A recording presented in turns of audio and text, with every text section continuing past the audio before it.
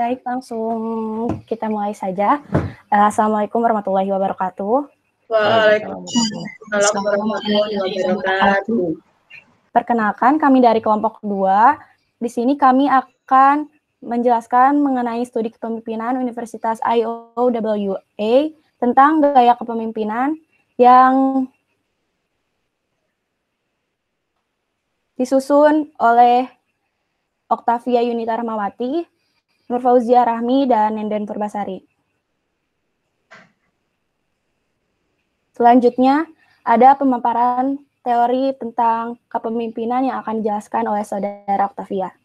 Silakan.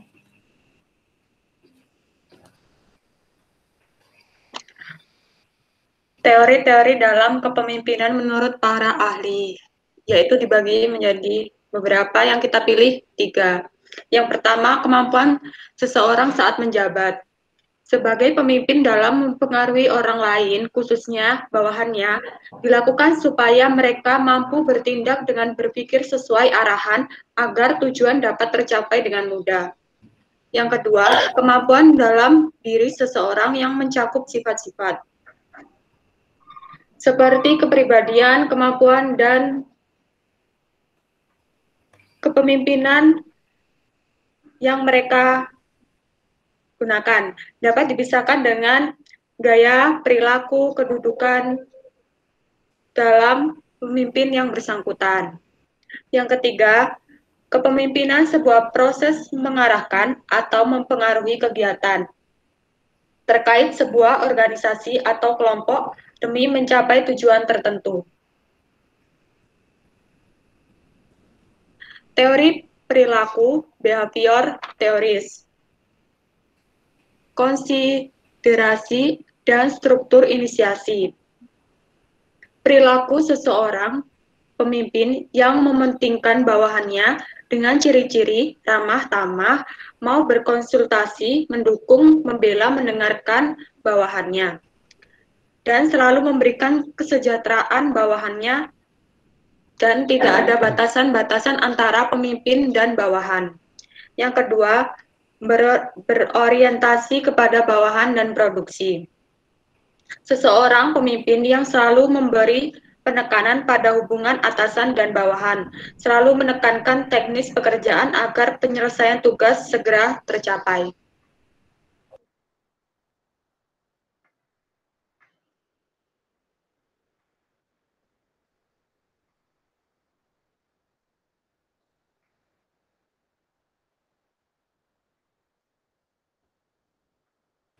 Selanjutnya, di sini ada penjelasan tentang studi kepemimpinan Universitas IOWA tentang gaya kepemimpinan.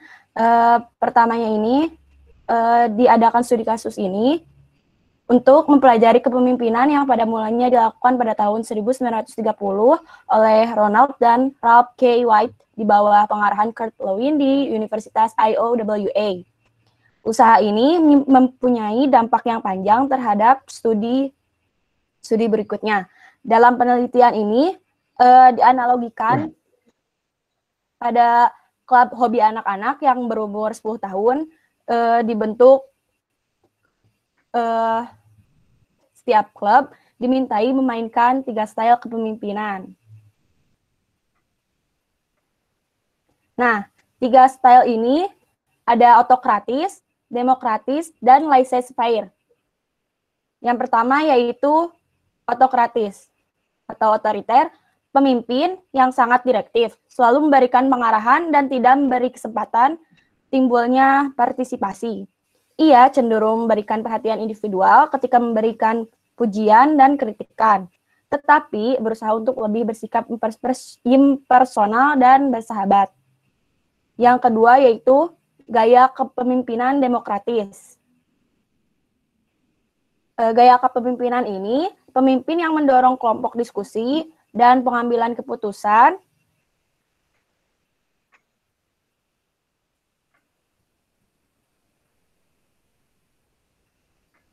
serta mencoba untuk bersikap objektif dan memberikan pujian atau kritik. Lalu, pemimpin yang memiliki gaya ini menjadi satu dengan kelompoknya.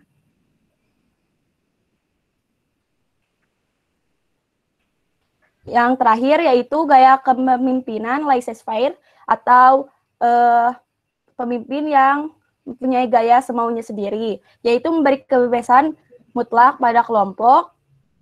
Pemimpin semacam ini pada hakikatnya tidak memberikan contoh-contoh kepemimpinan tertentu.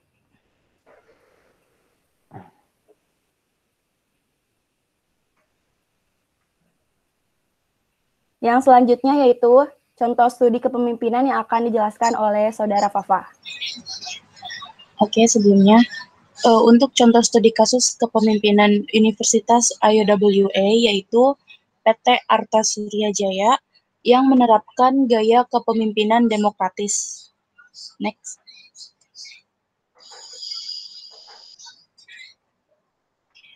Dalam kepemimpinannya, beliau selalu memberikan motivasi, ajakan untuk memajukan perusahaan, memberikan banyak informasi kepada bawahannya, dan selalu menjelaskan tujuan dari perusahaannya. Dengan demikian, dalam pelaksanaan setiap keputusan tidak dirasakan sebagai kegiatan yang dipaksakan.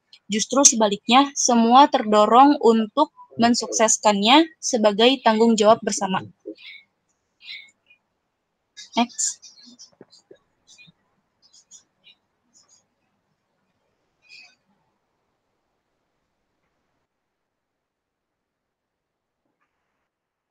Nenden di-unmute. Ya, maaf diulang kembali. Dari beberapa slide di atas, adapun kesimpulannya dari studi kasus ini yaitu gaya kepemimpinan yang dipelajari atau diteliti oleh Universitas IOWA cenderung lebih ke kepemimpinan demokratis. Kenapa ke gaya kepemimpinan demokratis? Guna untuk memudahkan dan berikan keleluasan kelompok dalam bertindak dan dengan beberapa pengarahan dari pemimpin tersebut.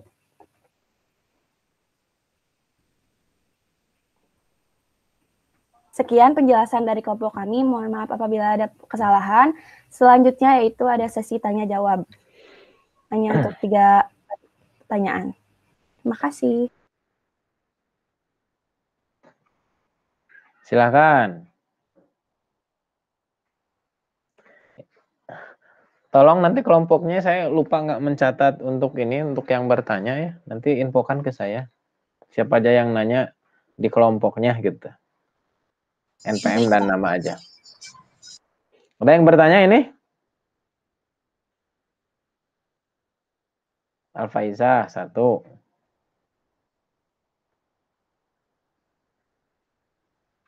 Ya, silakan untuk Saudara Alfaiza bisa diajukan terlebih dahulu pertanyaannya.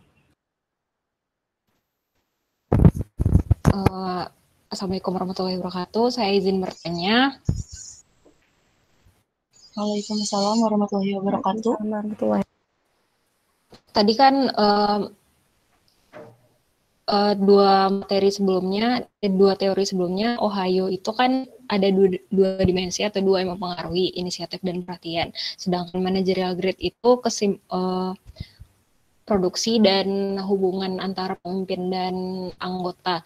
Nah, dari teori IOWA ini saya mohon maaf saya belum paham sebelumnya yang mempengaruhi itu apa saja yang mempengaruhi terhadap teori ini, dan juga itu yang tadi demokratis itu ada 3 ya tadi, demokratis, autokrat itu maksudnya itu termasuk bagian atau contoh gimana dari teori ini gitu, paham kan ya? Ya, bisa langsung saya jawab ya, dari perwakilan kelompok 2. Nah, untuk yang apa tadi pertanyaan pertama yang mempengaruhi ini ya, studi kasus ini? Ya, yang mempengaruhi teori ini.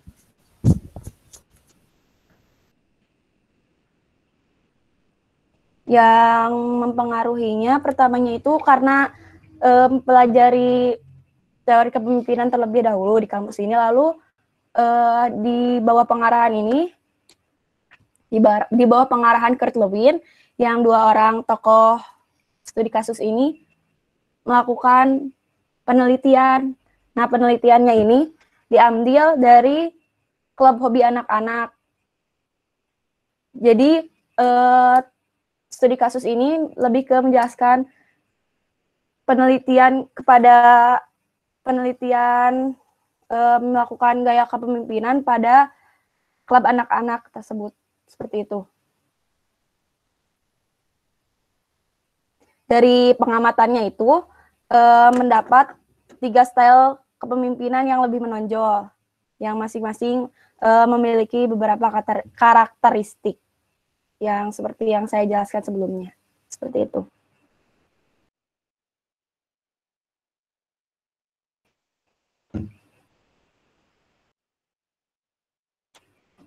Bagaimana Alfaiza? Apa jawaban saya membantu?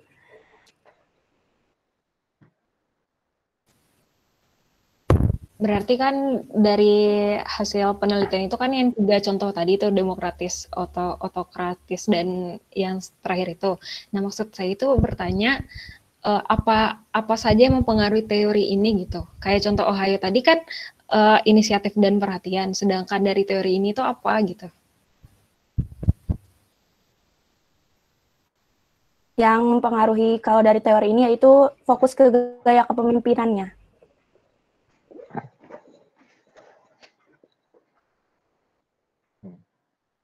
Sesuai dengan judul tadi. Awal mulanya ingin mengetahui gaya kepemimpinan, lalu diadakanlah penelitian ini seperti itu.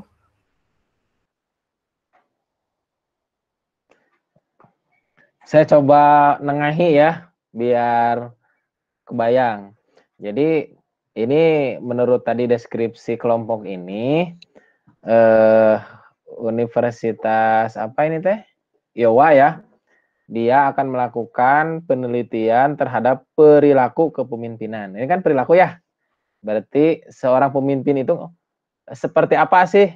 Terhadap apa gitu ya? Misalnya terhadap bawahannya, terhadap hasilnya tadi produksi dan seterusnya. Nah, dia membuat penelitian ke anak-anak. Bukan hanya 3 sebetulnya, mungkin bukan hanya 3 kelompok, tapi mungkin puluhan bahkan ratusan kelompok. Nah, dari hasilnya dia mendapatkan bahwa ada 3 kelompok tertinggi untuk sikap kepemimpinan atau perilaku kepemimpinan itu. Yang tadi demokrasi, bahwa ada pemimpin itu berperilaku memberikan kebebasan dari bawah untuk berekspresi ya, menyalurkan pendapat dan seterusnya. Kemudian ada yang pertama tadi apa? Aku maha, saya pemimpin gitu ya. Dan yang kumaha saya.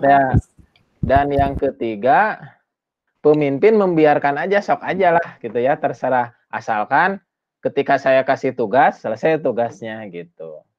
Nah, dari hasil itu, perilaku yang terbaik menurut dia dari ketiga itu disimpulkanlah perilaku yang demokratis. Seorang pemimpin yang memberikan kebebasan kepada bawahannya untuk menyampaikan pendapat, dan si perusahaan atau pemimpinnya juga memberikan semacam tujuan perusahaan teh mau apa dan seterusnya kan, motivasi dan seterusnya ya gitu ya. Nah, kayak gitu. Jadi ini mengadopsi tipe-tipe kepemimpinan sebetulnya mah, yang sudah kita bahas sebelumnya ya. Kurang lebih seperti itu mungkin ya. Betul ya? Iya. Iya, Pak. Oke, ada yang nanya lagi tuh. 1. Ya, selanjutnya Nur Safitri, silahkan diajukan pertanyaannya. Izin bertanya, menurut studi kepemimpinan yang dijelaskan tadi, bagaimana dampaknya pada bawahan yang dipimpin oleh si pemimpinnya itu? Terima kasih. Baik. Yang ini ditampung dulu ya. Selanjutnya apa ada yang mau diajukan lagi? Yang mengajukan pertanyaan? Udah nggak ada kayaknya mah. Baik.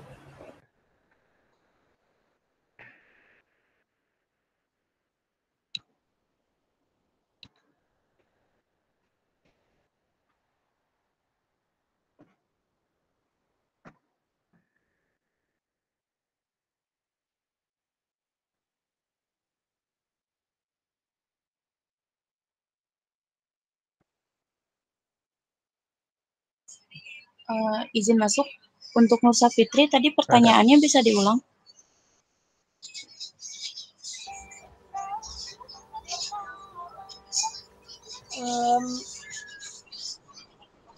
Menurut studi kepemimpinan yang dijelaskan tadi, bagaimana dampaknya pada bawahan dari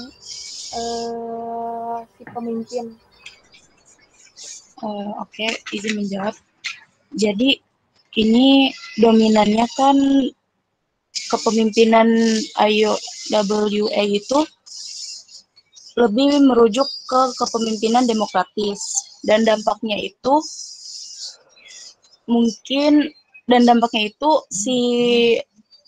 setiap pengambilan keputusan atau melaksanakan keputusannya itu dirasakan sebagai kegiatan yang tidak dipaksakan, justru malah terdorong untuk mensukseskan karena itu sebagai rasa tanggung jawab bersama. Itu menurut saya, menurut kelompok kami. Bagaimana, Nur Safitri? Oke, makasih. Baik, selanjutnya ada Indah Rahayu mau mengajukan pertanyaan, silahkan.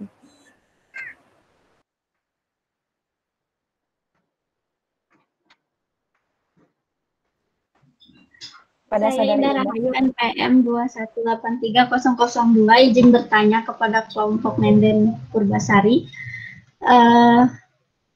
Apa ya, lupa lagi.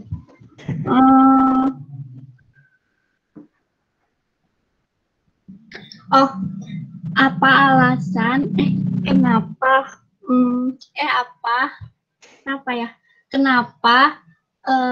universitas dari OWI pokoknya nama Iowa aja. Iowa kita pokoknya nama melakukan penelitian kepemimpinan. Kan kalau dari Ohio kan karena tidak setuju gitu berdasarkan pengemuka gitu ya pokoknya mah ya. Berbelit. Ngerti nggak Dan? Kenapa universitas itu melakukan penelitian kepemimpinan gitu? Apa alasannya gitu? Oh ya. Yang melatar belakangi mungkin. Iya. Melatar belakang. Secara singkat ya.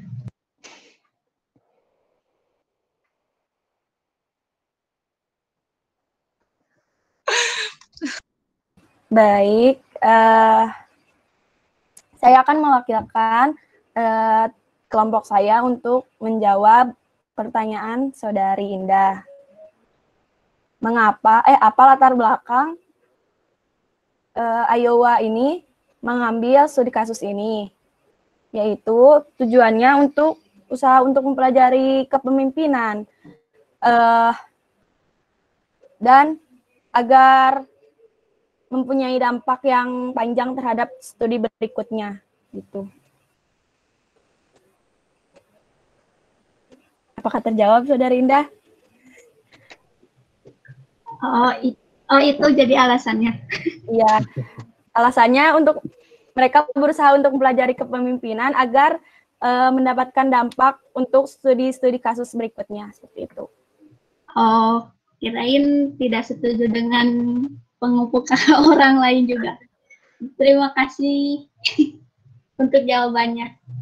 Ya, sama-sama. Sama-sama, Indah.